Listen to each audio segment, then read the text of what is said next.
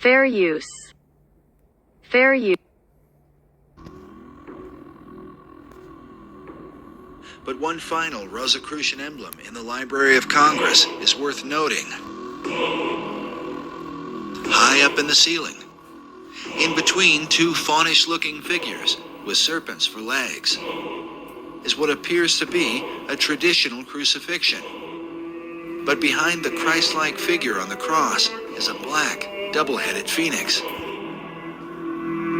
The words in Latin that encircle the image come from Psalm 17:8, a psalm that is often employed in Rosicrucian writings. It reads, "Under the shadow of thy wings, protect us." The question is, whose wings are providing the protection? The Rosicrucians, like the Freemasons, follow a particular philosophy known as Hermeticism, which is directly related to how and why Washington, D.C. was built. The origin of this philosophy dates back to the deepest recesses of the ancient world, and to what has been one of the most dominant subjects in archaeological and metaphysical research through the 19th and 20th centuries, the lost empire of Atlantis. In Plato's dialogue, the entire authority of the Atlantis tale is based on the reputation of Solon, the Greek poet and lawgiver. Plato cited Solon as his source of information concerning the Atlantis story. And Solon said that he got his information about the Atlantis story from the priesthood of ancient Egypt during his time there, which was extensive. He is featured prominently in the Hall of the Lawgivers in the Capitol building. And he is also featured prominently on the pediment on the back of the Supreme Court building. The pediment above the east entrance of the Supreme Court building features Moses holding the two tablets of the Ten Commandments. To his right is Confucius, the ancient Chinese philosopher, while on his left is the Athenian lawgiver, Solon. Solon, was one of the 7 wise men of Greece. Seemed to be very realistic about what he knew. Wish we knew where he got what he knew entirely, but he passed it on to Plato. So in the old Atlantis that was in legend, at least, although it seems like that Solon and Plato really believed it existed. Atlantis is significant to understanding the secret societies, as it is said that all the mysteries believed by them have their beginning in this ancient empire.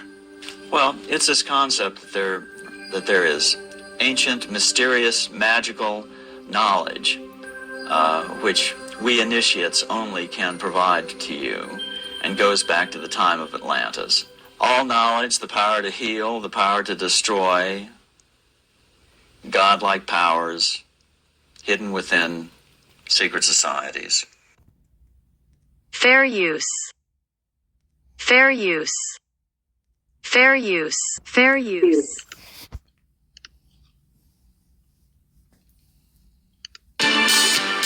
Looking at the Codex Cospi inside Bologna University Library, it would be easy to believe that this was created and published only yesterday. Unlike the majority of ancient texts, it hasn't faded or frayed, and the colors are still bright and vivid. This is no recent creation. It's an ancient Aztec manuscript dating back to pre-Columbian times in South America. Quite how the colors have managed to survive for so many years is unknown. So a new study has been announced to begin in November 2020, aimed at finding out how the Codex Cospi was created and what substances were used to create the colors of this 15th century treasure. Its cutting-edge fluorescence and hyperspectral imaging techniques will detect both organic and inorganic matter on the pages of the Codex. finally shedding light on the mystery of how it was created. It's likely that organic dyes such as indigo were employed, along with the signature Maya blue shade that was popular across the Aztec Empire. But the nature of some of the other colors is a riddle that will hopefully soon be solved.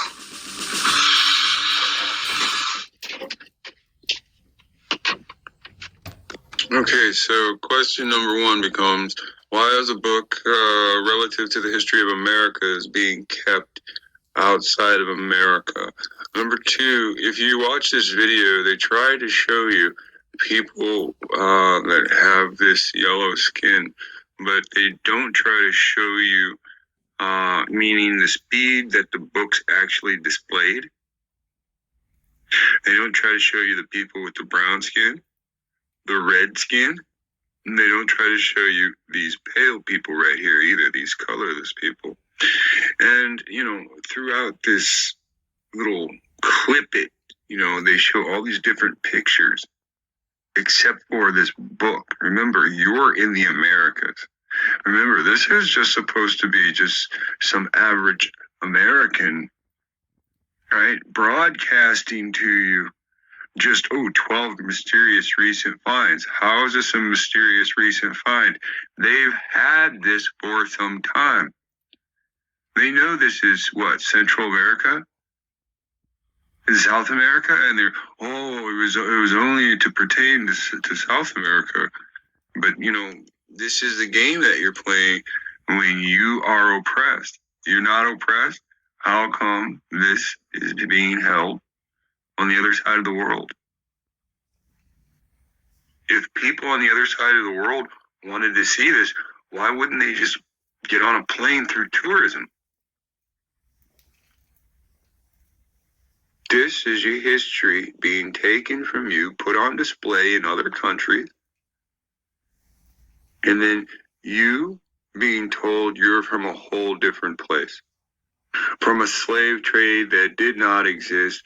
In actuality, the people that told you these lies, taught you these lies, are part of the real slave trade that did exist all over the world.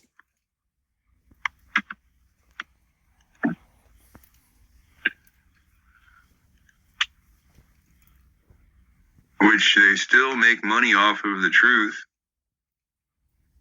And they make money off of the lies.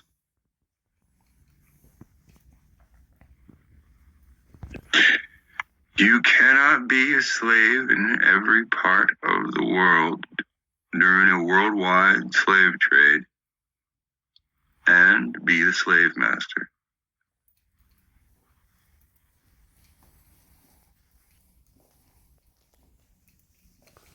Forgive me, I was looking for the video. I believe it was Lex who pointed out what was in these codex. And you forgive me if it wasn't him, and I'm thinking it was. But I believe you talked about the fact that these were more than just picture books, but these books taught how electricity and all kinds of things worked. How they were important books, and they've been using them ever since to decode them, to figure out how things work. And this is all tying in back to the original video here. I thought this was the video. And like I said, if it wasn't Lex that said it, I watch so many videos, I listen to so much stuff, I read so many things, I could be confusing it, but I believe it was him. I believe it's in one of his videos. If you know the one, drop the link so I can use it in another video coming up. Is said to have been carried in secret to preserve the teachings through the Dark Ages. It's believed the mysteries were adopted by the Knights Templar, who brought them back to Europe when they returned from the Crusades. Templars came over to the Holy Land, and this is where the Templars got a lot of their kind of outre heretical ideas that later on got them in a lot of trouble. Yeah, funny me. Hey, look at that. Should we say something? What do you think, Marianne? Ute? What's a try? How's your pronunciation? I've been told it sounds like an archaeology runt being strangled. Because you are an archaeologist, duh. The scary thing is that he finished his undergrad. Hey. I'll try. I wish you did that. Professor Sinclair!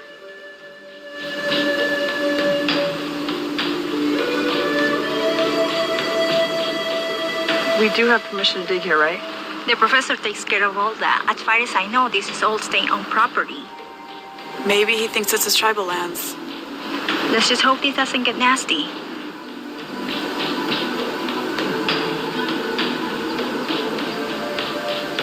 You guys?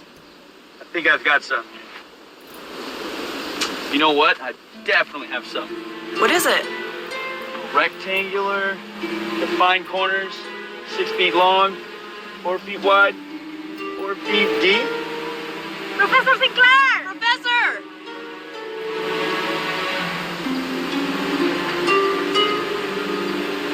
What do you have?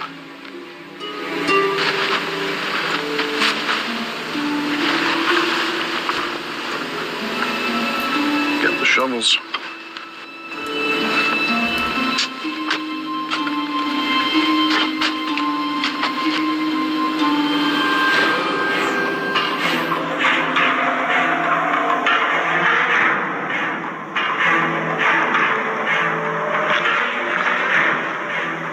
Sir, we have a lock on the location. Yes, sir.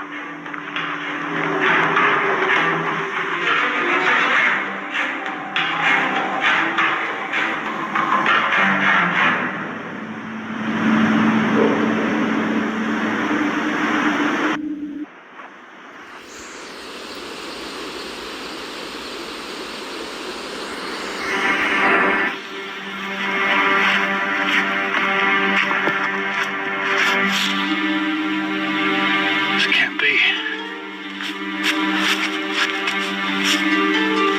This is impossible. What is it? It almost looks European. This is impossible. Professor? Open it. What? Who knows what the air might do to whatever's inside? We should scan it before we even touch it. I said open it. Come on. Come on.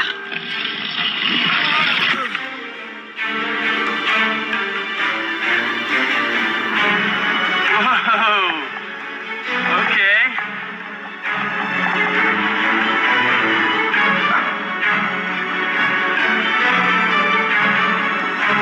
What does it mean, Professor? Means we're gonna need help. Robert Sinclair.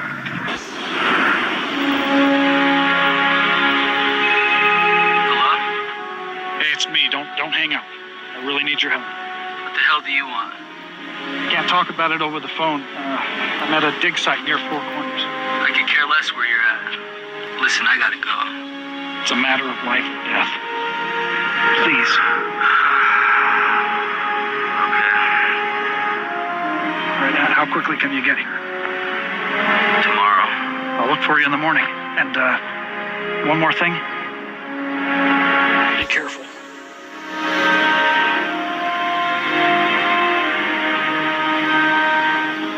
Cover that dig site up for the night. Marion, bring the sword.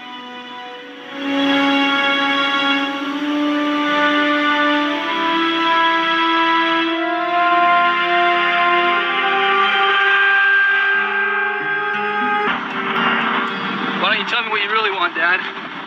Or are you still in the habit of lying to family?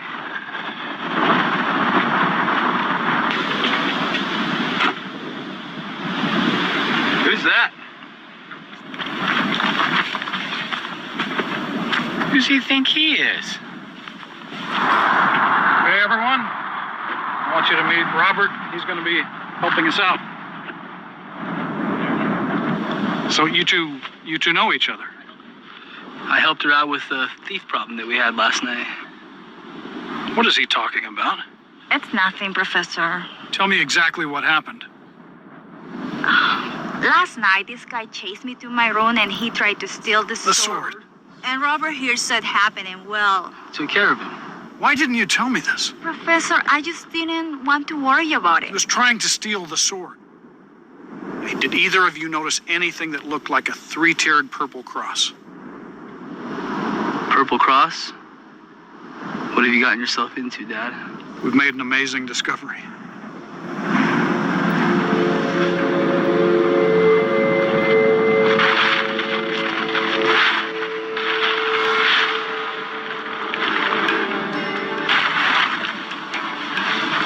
This is a joke, right?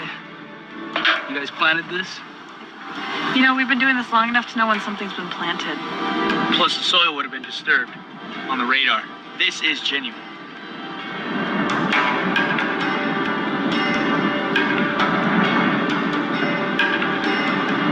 European features, Caucasian. You say you have a sword? Yes, we do.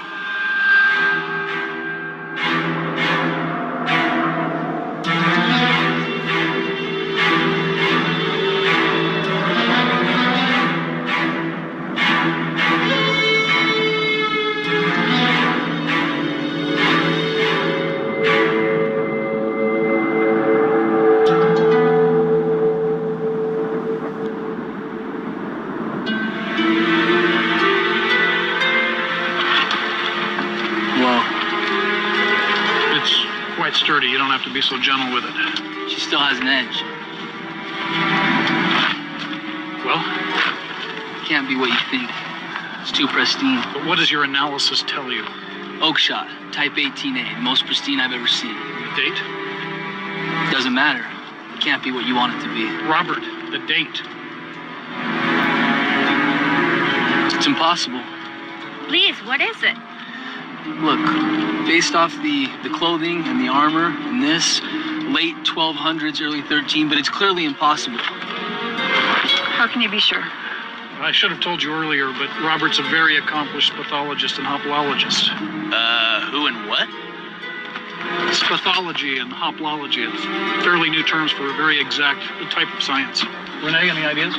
Pathology, the Greek, spathe, for sword. Excellent, excellent. Although more specifically, the study and classification of swords. And hoplology? I'm not sure. Marion? What, you're not even going to bother asking me? Should I? The Great Hoplites? Excellent. So what does that mean? That means I know about swords and how to use them. But that still doesn't explain what a European knight is doing in the middle of the Southwest American desert in the 14th century. Well, I believe that this is no ordinary European knight. I knew you'd come up with some crackpot theory. You saw the lid of that coffin. Come on. What else could it be? That grave holds the remains of a man who was once a member of a very elite and prestigious organization. It was known as the Order of the Poor Knights of the Temple of Solomon. It's impossible. Later, they were known simply as the Knights Templar. It's believed the mysteries were adopted by the Knights Templar, who brought them back to Europe when they returned from the Crusades. Templars came over to the Holy Land, and this is where the Templars got a lot of their kind of outre heretical ideas that later on got them in a lot of trouble.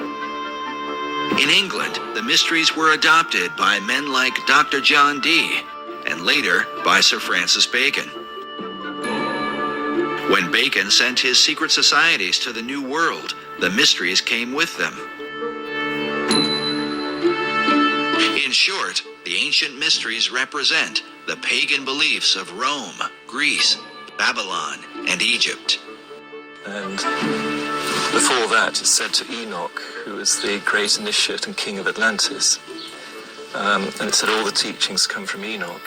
And before that, it's said to Enoch, who was the great initiate and king of Atlantis. And it said all the teachings come from Enoch. And before that, it's said to Enoch, who was the great initiate and king of Atlantis. And it said all the teachings come from Enoch. Enoch is mentioned in the book of Genesis, where it says that Enoch walked with God, and he was not, for God took him. The biblical Enoch was then adopted by the ancient occult philosophers, who transformed him into a synthesis of various pagan gods and wise men. According to Masonic historians, Enoch was later known as Hermes to the Greeks and Mercury to the Romans. Egyptians, he was called Thoth, and the Book of Thoth is said to be a collection of his wisdom. And then today, he is Flash. All right. I went down this little journey looking into Hermes, thrice Hermes, three, right? Thrice Hermes the Great, who is Thoth, and who is Mercury. And one of the things that people leave out, that a few people had brought up, was in today, when you look at the Marvel characters, they're modeling after, these deities of old. Flash is Hermes. And it's like, that's interesting, because you watch these Marvel movies, right? Or DC, I'm sorry, I said Marvel, it's DC, right? DC Comics. And Flash has a unique relationship with Superman that it seems as if they're hinting at it when you watch these things, but they're hiding it. Superman sees the future, but only through Flash. When you see it, when you start to realize it, you'll start to see it, and it's like, what is the importance of Flash? Excuse me.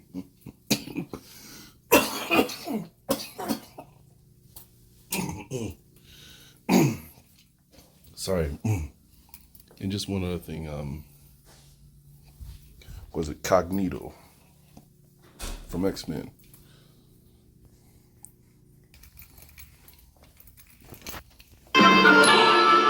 Enough cannot be said about the esoteric version of Enoch. When Dr. John Dee made contact with angelic beings, they supposedly communicated a system of magic to him based on the Book of Enoch. Today, this system is widely practiced and is known as Enochian magic. Yet it is Enoch's identity as Hermes that seems most prevalent in the mysteries. And hence the term Hermetic. And supposedly there was this great, awesome teacher of occult lore who was known as Hermes Trismegistus, which means thrice greatest Hermes. And he produced this book that's called the Divine Poimander.